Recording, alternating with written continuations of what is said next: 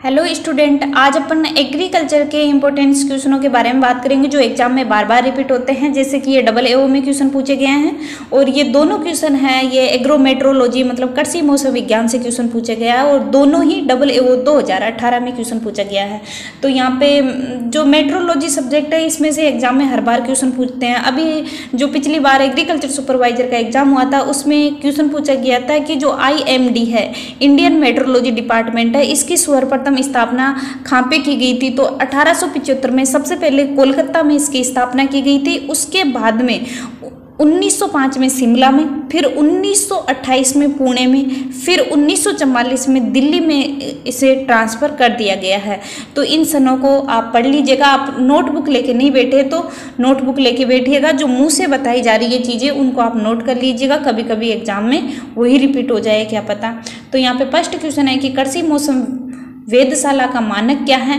तो यहाँ पे ऑप्शन है 120 feet into 100 feet, second option है 140 फीट इंटू 100 फीट और यहाँ पे थर्ड ऑप्शन है 160 फीट इंटू 120 फीट और फोर्थ ऑप्शन है 180 फीट इंटू 120 फीट। तो इस क्वेश्चन का राइट आंसर होगा डी ऑप्शन। यहाँ पे अपना सेकंड क्वेश्चन है कि हानिकारक सौर विकिरण जिनको ओजोन परत द्वारा अवशोषित कर लिया जाता है, ये भी असिस्टेंट एग्रीकल्चर ऑफिसर है 2018 में क्वेश्चन पूछा गया है। ऑप्शन है बैंगनी किरणें, सेकंड ऑप्शन है पराबैंगनी किरणें, थर्ड ऑप्शन है लाल किरणें और फोर्थ ऑप्शन है उवर्रक्त किरणें।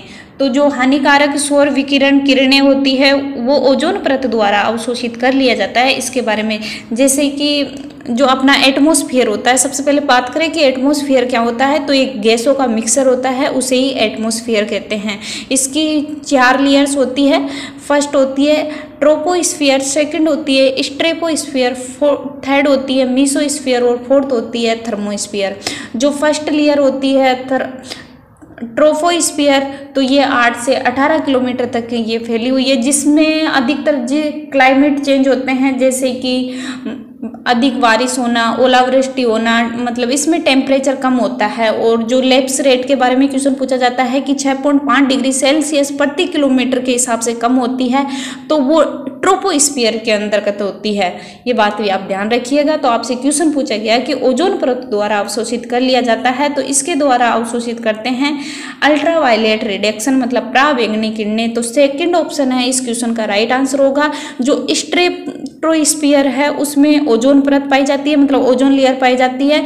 जो ये स्ट्रेटोस्फियर होती है ये सबसे वार्मेस्ट लेयर होती है और ओजोन लेयर भी इसी के अंतर्गत पाई जाती है, मतलब 20 से 30 किलोमीटर के अंतर्गत ओजोन लेयर पाई जाती है।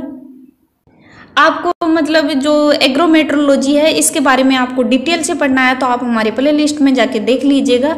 इसमें आपको डिटेल से वीडियो मिल जाएगा जिससे आप हर क्वेश्चन को वहाँ से पढ़ सकते हो।